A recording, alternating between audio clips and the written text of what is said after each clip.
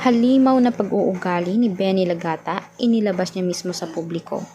Hindi niya na mataimtim pa sa puso niya na manahimik na lang siya sa bahay nila sa sulok kung saan siya ay binibira ng mga netizen. Ngayon nais niya talagang makabawi.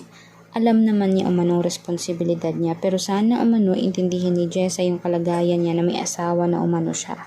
Aba, siya pa talaga yung matapang. Siya pa talaga yung may ganang magalit, yung may ganang magsumbat kay Jessa. Maling-mali talaga tong si Benny kasi lalaki siya. Dapat alam niya ang responsibilidad niya sa anak niya. Nangungulila ang anak dahil nais ng anak may ama at nais mismo ng anak na kompleto ang pamilya niya. Ngayon naman, hinaing din ni Idol Raffy Tulfo na kung sana maayos pa, sana ayusin na lang, pero kung hindi na talaga, mas mabuting ang toxic relationship nila, iiwan na.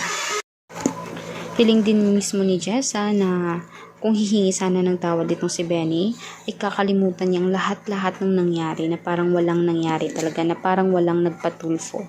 Dahil ganun niya talaga kamahal ang anak niya. Maging si Benny din mismo, mahal na mahal niya kasi nga, parang kumbaga ay na love at first sight dito siya kay Benny. Kaya naman, agree ba kayo dito mga kanetizen na babalikan niya? At ibasura na lang ang lahat ng ipinaglaban niya?